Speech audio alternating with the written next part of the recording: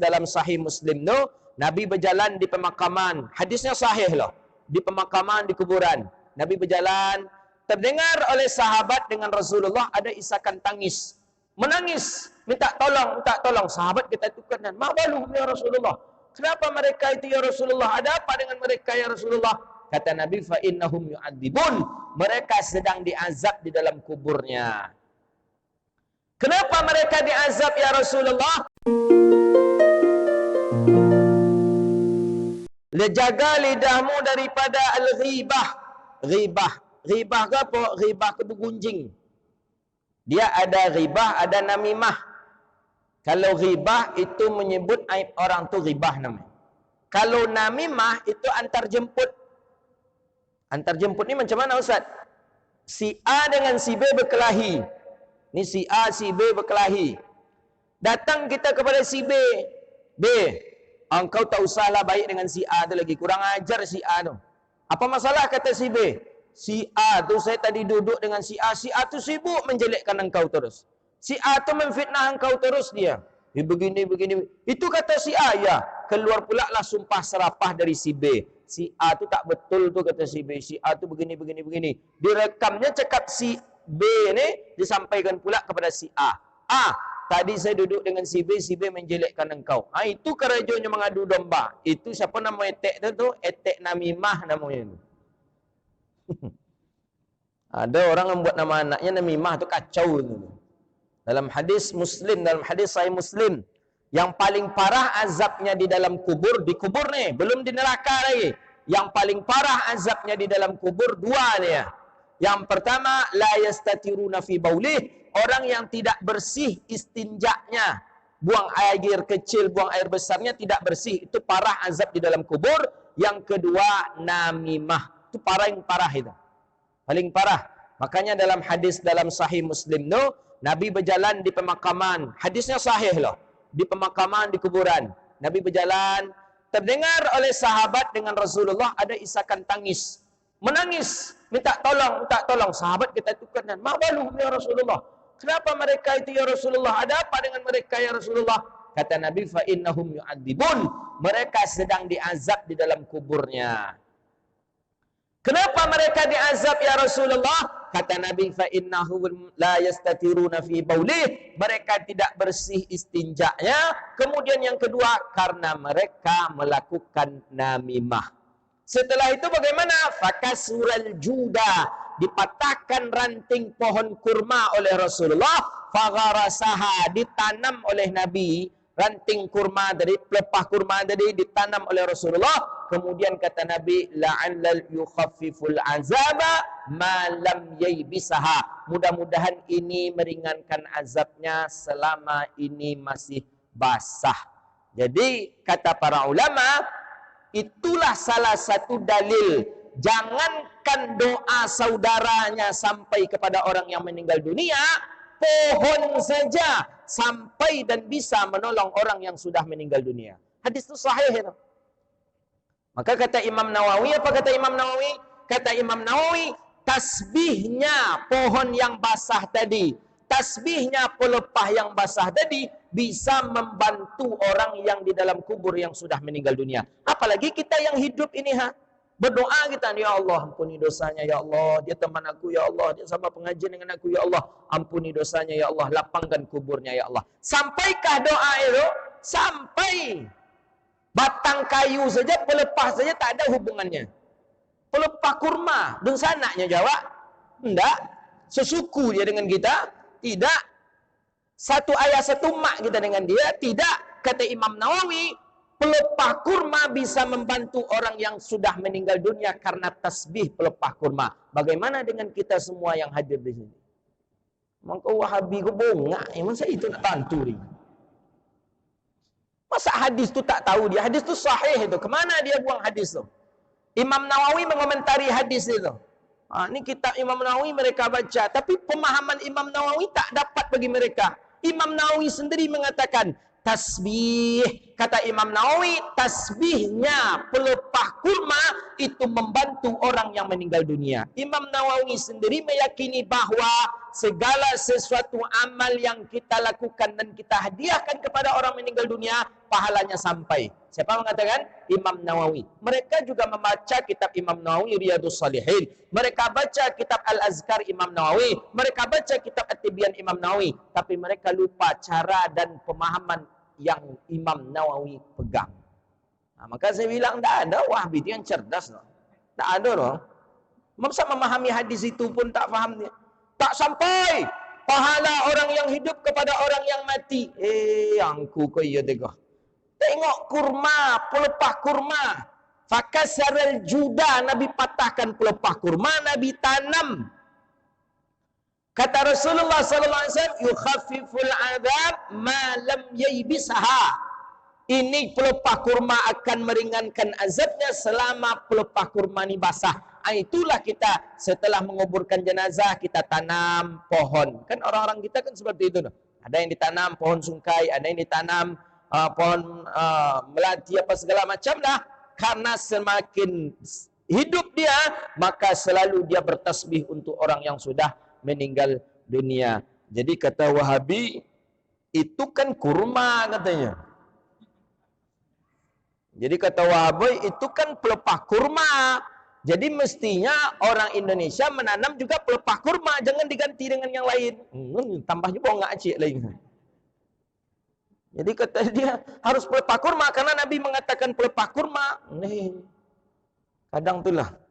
Kalau kalian inilah naudzubillah lah, janganlah sampai keluarga kita masuk pemahaman ini. Rusak pemahaman ini.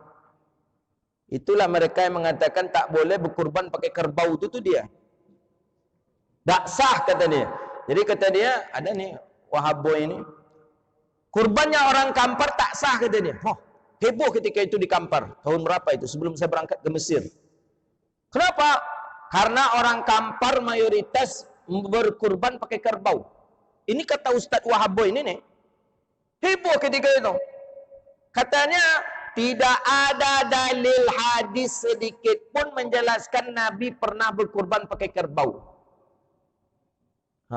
Jadi Nabi berkurban pakai biri-biri, kibas.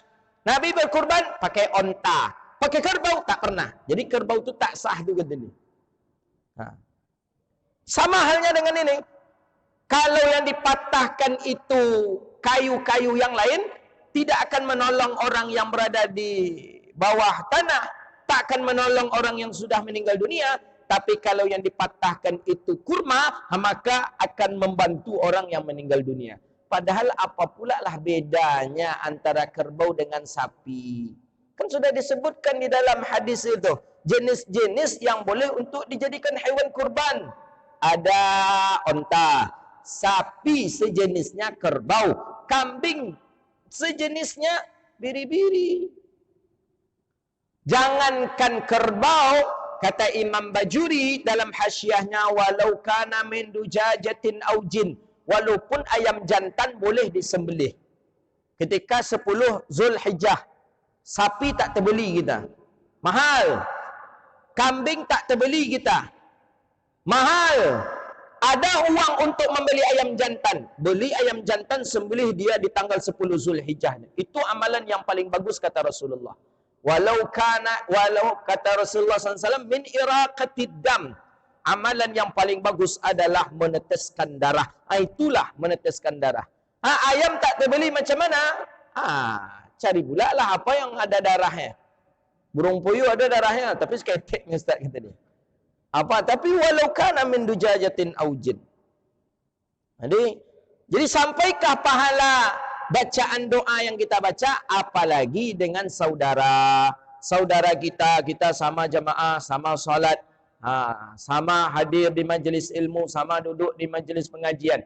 Ketika kita membaca doa untuk saudara kita, sampaikah pahalanya? Lebih-lebih lagi, karena dengan pohon kurma saja sampai, apalagi dengan doa kita bersama.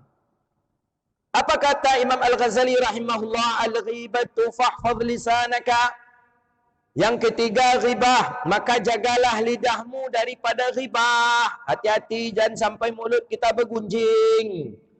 Menggunjing menyebut keburukan orang lain. Itu bergunjing kita. Kalau namimah antar jemput. Jadi ghibah cik, namimah cik. Kedua-duanya sama-sama tidak elok. Yang lagi pula nama anak mereka Siti ghibah cik, Siti namimah je. Wal ghibatu asyaddu min 30 ziniyah. Bahawa ghibah itu lebih berbahaya daripada 30 kali zina. Na'udzubillah. Sekali kita berghibah sama dosanya dengan 30 kali berzina. Ya Allah, astagfirullah. Fil Islam, dalam Islam. Dosa zina. Na'udzubillah. Dosa zina termasuk dosa besar. Berarti ghibah termasuk dosa besar. Jadi jangan kita sangka pula ghibah ni dosa kecil, tak. Ghibah dosa besar. Saking besarnya sama dengan berzina dengan 30 kali zina. Na'udzubillah. Kadzalika warada fil khabar wal ma'na al-ghibati an tadhkura, yang sebagaimana dalam hadis bahawa ghibah itu menyebut seseorang akan orang lainnya bima yakrahuhu, dengan apa yang ia benci. Apa umpamanya buruk dia orang tu sabit, si anu tu pencikik kan. Si anu tu si anu tu hati-hatilah, si anu tu nya berkuruk tu berpindah gawak kan. Kan dia benci tu, kurak tu kan dia benci. Pokok sesuatu yang ia benci, na'udzubillah. Lau sami'ahu fa anta mughtab. Kalau mendengar ia seseorang, maka engkau adalah orang yang bergunjing, menghina, zalim. Wa in kunta sadiqan, walaupun itu benar, walaupun dia berkuruk. Tapi karena menyebut aib dia, menyebut kejelekan dia, menyebut sesuatu yang ada pada dirinya dan kita pun membenci, di sanalah letak yang disebut dengan ghibah. Hati-hati, dosanya sama dengan 30 zina, 30 kali zina.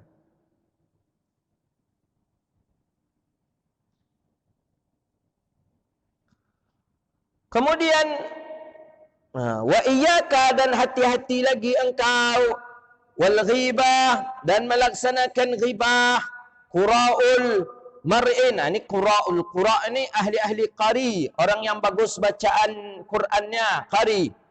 Wa huwa akhbasul anwa'ul ghibah, sebagaimana hadis di dalam Sahih Muslim dan Imam Abi Daud dan Imam Tirmizi dan Imam Nasa'i. Itu paling parah ghibahnya itu. Seperti apa dia?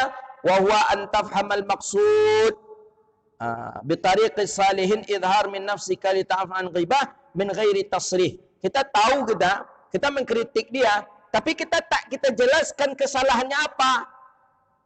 Ini di antara mereka nih yang dia qari, dia bagus bacaannya, mengkritik orang, dia dikritik orang, tapi mengkritik orang ini tak pula disebutkan apa, di mana kesalahan, di mana di mana kesalahan orang, beri tasrih, tidak dia ucapkan, sekedar nak menyalahkan aja.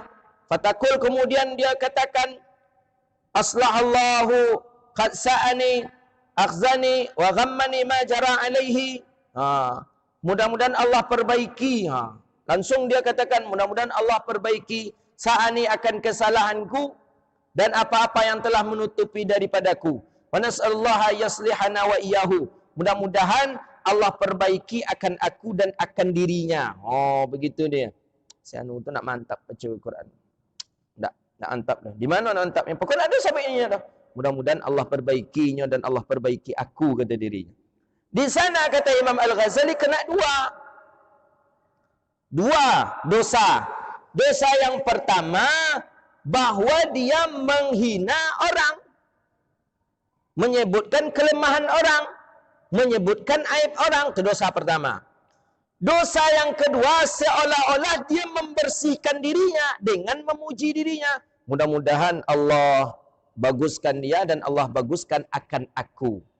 Jadi maksudnya akan aku ni cukup bagus juga. Begitu dia. Lakin in kana al-maqsuduka min qaulika aslahallahu ta'ala du'a. Tapi kalau maksud engkau itu berbicara aslah Allah tadi itu doa, maka doalah dengan kalimat sir, dalam hati saja. Mudah-mudahan Allah baguskan dia dan Allah baguskan aku. Ini enggak, dia jelaskan. Mudah-mudahan Allah perbaiki dia. Dan aku juga diperbaiki oleh Allah. Tapi itu bukan bagian daripada doa, tapi bagian daripada ingin menyanjung dirinya saja. Bahawa aku ni sebenarnya sudah lebih bagus daripada dia. Itu dia. Maka kata Imam Al-Ghazali rahimahullahu ta'ala, fayakfika maka cukuplah menjadi landasan dalil engkau berbahaya daripada berghibah, sebagaimana firman Allah dalam Al-Quran, wala yaghtab ba'dukum ba'dha ayuhibbu ahadukum ayyakula lahma akhihi maitan fakarihtumu. Ini bahaya dari kita berghibah. Ghibah menggunjing orang, jangan kamu menggunjing sebagian daripada kamu dengan sebagian antara kita dengan kita, jangan sampai bergunjing. Ayuhibbu ahadukum, maka orang-orang yang mengunjing itu bahwa diri mereka lebih menyukai bahwa mereka memakan daging saudaranya yang mati, bangkai saudaranya, tapi dia membencinya. Kita benci dengan bangkai, dan tapi kita makan juga bangkai itu. Seperti itulah perumpamaan orang yang melakukan ghibah. Dia ghibah, dia memakan bangkai. Dia jijik dengan bangkai, tapi dia makan juga karena dia melakukan ghibah. Maka hati-hati kita jangan sampai terlibat dalam masalah menghibah ini. Makanya dalam hadis, dalam Bulughul Maram kan sudah ada ini. Ketika kita duduk berdua dengan orang, bertiga dengan orang, berempat dengan orang, berbisik kita berdua dengan kawan kita, itu tak boleh. Tak boleh. Kita duduk berempat musyawarah dengan kawan-kawan. Kita berbisik kita dengan kawan tadi. Itu tak boleh. Ada mengatakan tak boleh itu kalau kita bertiga. Bertiga kita berbisik kita dengan kawan yang satu ni. Itu tak boleh. Tapi ada dalam syarahan, berbisik dengan kawan tadi walaupun lebih daripada tiga, tetap tidak dibolehkan. Kenapa tak dibolehkan? Karena mengundang tuhmah. Tuhmah mengundang buruk sangka orang kepada kita. Sama dengan saya sedang kajian sekarang. Antum berbisik-bisik antum. Itu mengundang tuhmah dari saya. Mengundang curiga dari saya. Apa mungkin? Ustaz tu nampaknya, dia nampaknya kak angin ustaz tu nampak. Mungkin nasi tu tak ke ustaz tu dah. Tadi dia kira nasi tu ke ustaz tu tak lenio dah kata dia. Tapi saya dah buruk sangka. Apa sangka saya? Antum pasti lain cerita tentang saya. Maka walaupun banyak, dalam satu majlis tak boleh kita berbisik-bisik antara kita dengan kawan. Kenapa? Karena mengundang tuhmah. Tuhmah ni mengundang orang buruk sangka kepada kita. Tak boleh. Maka hati-hati. Jangan sampai mengundang orang buruk sangka kepada kita. Sama dengan siapa? Sahabat Nabi yang menikah sampai 300 kali itu. 300 kalinya menikah. Siapa? Syu'bah. Mughirah bin Syu'bah ya. Ya, kalau tak salah Mughirah bin Syu'bah. Mughirah bin Syu'bah kalau tak salah menikah sampai 300 kali. 300 kali, saking tak tahunya orang lagi, dituduh orang dia melakukan zina. Rupanya bininya rupanya. Siapa yang menuduhnya? Abi Bakrah. Bukan Abi Bakar. Ada nama sahabat Nabi Abi Bakrah namanya. Jadi Abi Bakrah ni nampak betul si Mughirah bin Syu'bah ni di atas perempuan itu. Nampak.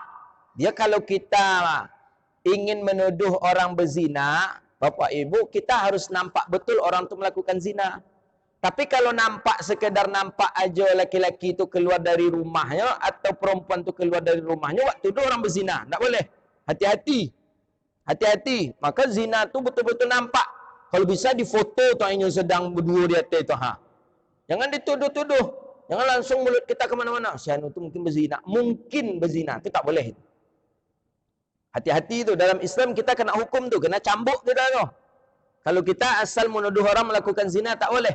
Jadi zina tu mesti ta'yin, nampak. Apanya nampak? Ya nampak dah wakilnya tu, sedang itu tu. Sedang itu tu apa Ustaz? Entahlah pandai kalian bulan. Pokoknya sedang nampak dah wak. Lebih bagusnya tu ketika itu tu lah. Nampak betul dia awak tu ember tu masuk ke dalam sumur tadi tu Tu boleh kita yakinkan orang tu betul-betul berzina dia.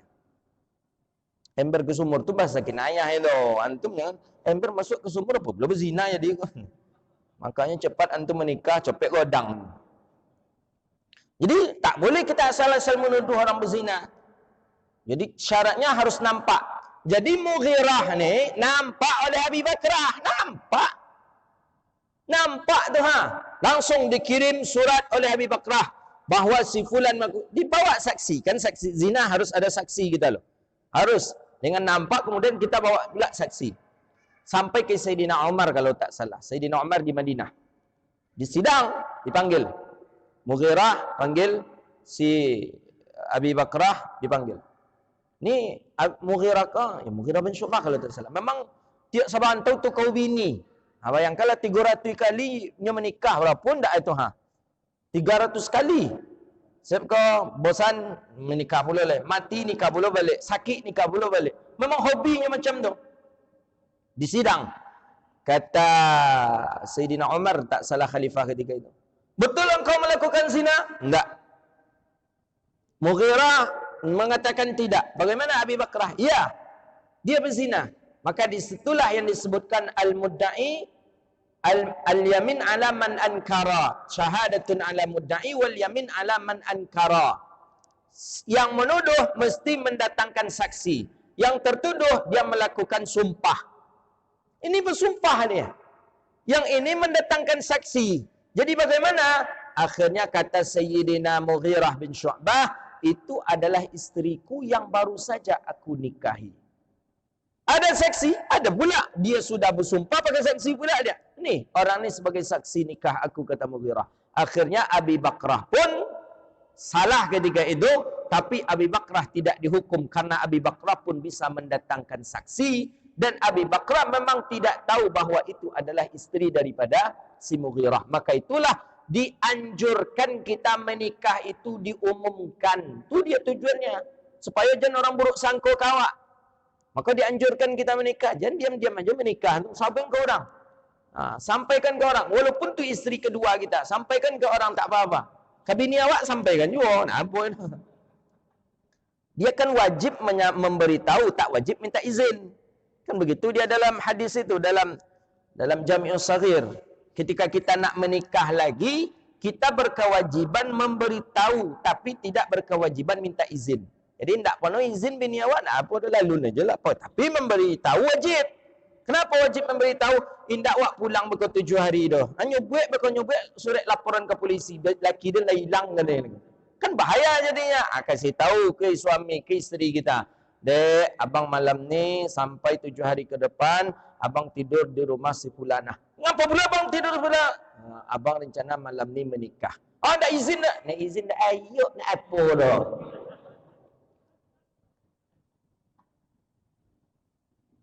Nabi melakukan dengan siapa menikah seperti itu? Nabi menikah dengan Ummu Salamah. Kata Nabi kepada Sayyidah Aisyah, kata Nabi ke Sayyidah Aisyah, tidak malam ini tidak tidur di rumah karena aku tidur di rumah Ummu Salamah. Kenapa? Aku menikah hari ini dengan Ummu Salamah, kata Rasulullah. Ummu Salamah janda cantik. Janda cantik lagi. Usia ketika itu 29 tahun. Abu Bakar melamar ditolak. Sayyidina Umar melamar ditolak. Nabi melamar tak boleh ditolak, diterima. Kenapa Abu Bakar melamar ditolak? Karena Abu Bakar tidak selevel dengan suaminya Abu Salamah. Kenapa Umar ditolak? Umar tidak selevel dengan suaminya Abu Salamah. Nabi kenapa ditolak? Tidak akan mungkin ada orang yang lebih mulia daripada baginda Rasulullah sallallahu alaihi wasallam. Nabi tak mungkin ditolak. Akhirnya Nabi diterima dan menikahlah Nabi dengan Ummu Salamah radhiyallahu taala anha. Banyak hadis riwayat Ummu Salamah, perempuan taat, perempuan salehah, perempuan cantik. Jadi dicobalah beredar info perempuan cantik di Madinah tu namanya Ummu Salamah. Sayyidah Aisyah belum pernah jumpa dengan Ummu Salamah ni. Dicari oleh Sayyidah Aisyah, nampak ternyata betul cantik. Pulang Sayyidah Aisyah galau ternyata cantik Ummu Salamah tu dibandingkan dirinya. Mengadulah Sayyidah Aisyah kepada madunya Hafsah, anak Sayyidina Umar. Kata Hafsah, bukan, itu tidak cantik. Ummu Salamah tu tak cantik. Isteri Rasulullah tu yang paling cantik adalah engkau. Kata Hafsah kepada Sayyidah Aisyah, itu karena engkau cemburu saja. Ya, besoknya tengok balik lah mulai kurang nampak ancak Ummu Salamah. Besoknya tengok balik lah kurang pula ancak. Besok berdua-dua je nyoba berjalan. Jadi macam itu caranya. Jadi kalau cemburu biasa tu cemburu. Besok ansu kenalkan.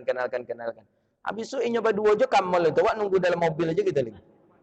Cerita guru-guru kita tanya. Kita dapat cerita je jadilah. Walaupun tak melakukannya. Tapi tetap kita sepakat dengan konsep para masyaikh saya di antaranya Syekh Yuksri. Banyak syekh-syekh mengatakan Yang sunnah itu bukan berpoligami. Yang sunnah itu istiqamah dengan istri pertama. Itu yang sunnah itu. Itu yang sunnah. Istiqamah dengan istri yang pertama itu sunnah. Bukan memperbanyak istri itu sunnah. Ya, bukan memperbanyak istri itu sunnah dia enggak. Istiqamah dengan istri yang pertama itu sunnah dia. Nah, itu sunnah. Jadi sampaikan aja lah ke orang rumah awak, insyaallah aku istiqamah bersama engkau. Ketika itu di belakangnya tengok belum. Qala, jadi maka oleh karena itu di dalam ayat kan sudah disebutkan. Jadi yang tadi itu Abi Bakrah itu para ulama tetap menerima hadisnya Abi Bakrah walaupun Abi Bakrah salah tuduh. Karena salah tuduhnya Abi Bakrah itu dibenarkan juga dalam Islam karena dia memiliki saksi.